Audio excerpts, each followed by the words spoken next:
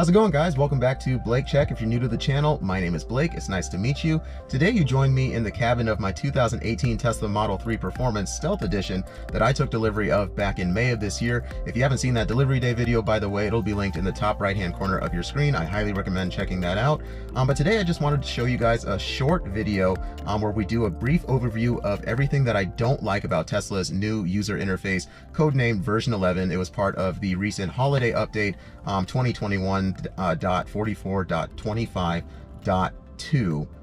I think that's it. If I'm wrong, correct me in the comments. But anyways, there's been some controversial stuff discussed on Twitter about the new update. Some people like some things, some people don't like other things. I'll let you guys know. First of all, overall, I love this new user interface. I'm pretty optimistic about it. I see the potential here.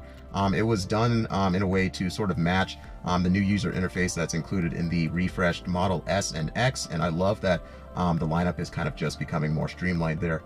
But there are some things that I don't like about it, so I wanted to focus on that because when there are things that are not great about Tesla's products, I do like to point them out so that they can be improved upon.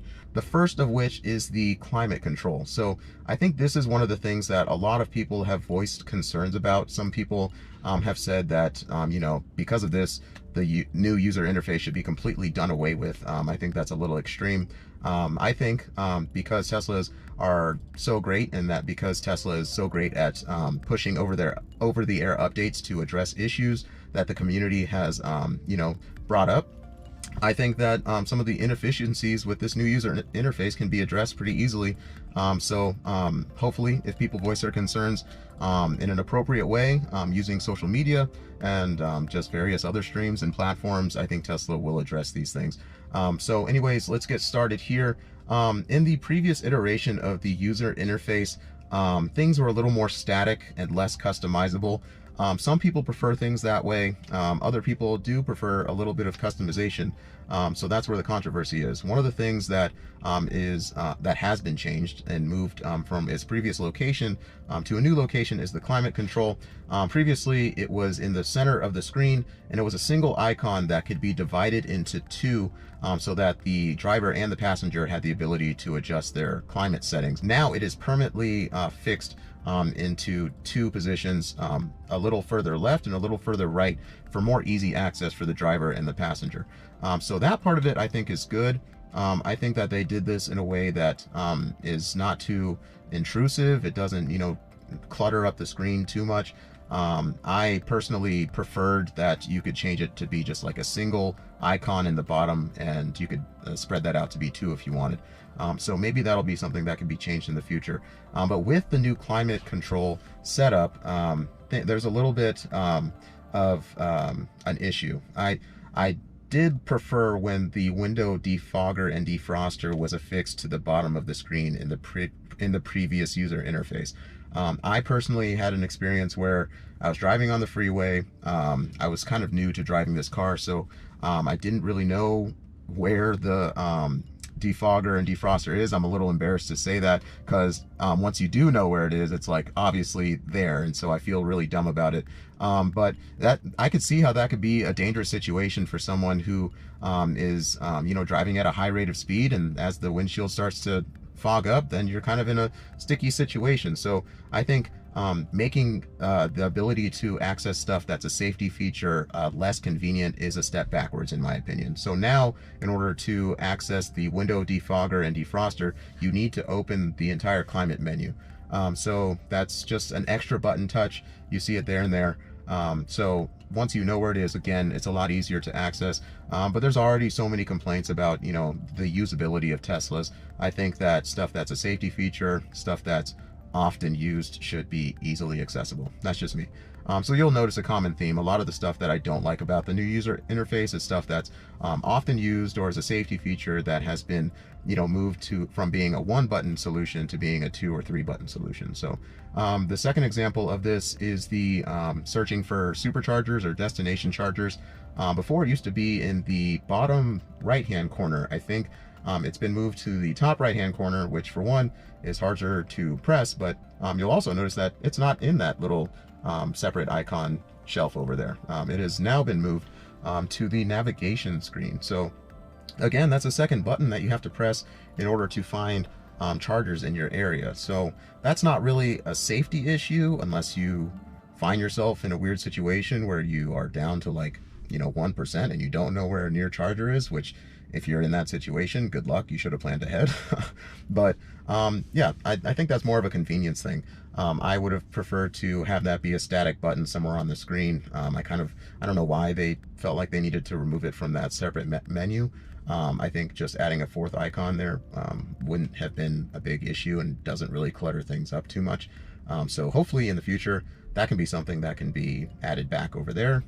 I do understand that it is closer to the driver if it's over here, but it's an extra button touch now. So that's just me. Maybe you guys feel differently. Maybe you guys prefer that it's in the navigation window now, but I don't like that.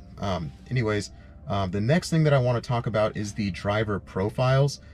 So again, that was something that was on the home screen before. So now if you look around, you'll notice that there are no driver profiles, and driver profiles are what drivers use to save their steering wheel position, their mirror setup, your throttle response, your steering wheel response, stuff like that, your seating position, obviously.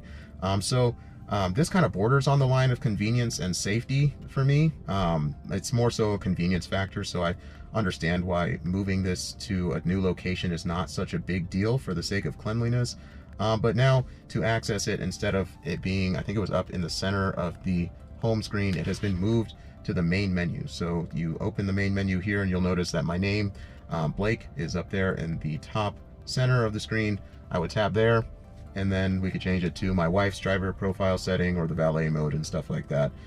So again, the cool thing about Teslas and over-the-air updates is that that's something that could be fixed if enough people complain about it, but maybe it's just me that bugs. So if that bugs you, let me know in the comment section below.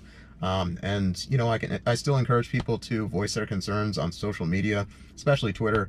I think that's where a lot of good recommendations and suggestions are heard by Tesla, by Elon, and added. So the last thing I want to talk about is this new customizable app portion in the bottom center of the screen. I see the potential here and it's great, and overall I like it. I just think that there are some things missing here. There's a missed opportunity for a lot of stuff that kind of bugs me. I feel like if they went through the trouble to make this customizable, they could have addressed a lot of the concerns that I just recently stated by adding the ability to add those to the bottom of the screen here, so people have less stuff to complain about. Say for instance, if you wanted quick access to your superchargers or to your driver profile settings or to the window defogger or defroster, if they just included that in this customizable menu, I think that would have silenced a lot of people. They would have said, okay, I don't like the new layout, but I can change it if I want to. So overall, this is great. I see the potential here. This opens up the door to an app store in the future. I think that's kind of the direction that Tesla's going in. I know that that Elon and Tesla have mentioned some stuff like this on Twitter, that's something that might be in the works. So maybe those are some other things that could be added to this sub menu, is the window defogger or the driver profile settings in the supercharger locations. But this is hardly a complaint. I really actually do enjoy this. I'll show you an example of how you can customize this stuff. Say for instance, I don't really use Bluetooth that often, or I don't need to change the Bluetooth settings often. I can take that away to clean up the center, or I can add something like text messages to that bottom bar if that's something that I use more frequently. But overall, I really like this new user interface. I think it is cleaner. I see the potential here. I do like the extra splash of color in the middle of the screen. I like it, and it came with a bunch of other cool features that I will include in a future video of stuff that I do specifically like about this new user interface. That's of course unless Tesla rolls out a new update before I have an opportunity to make another video.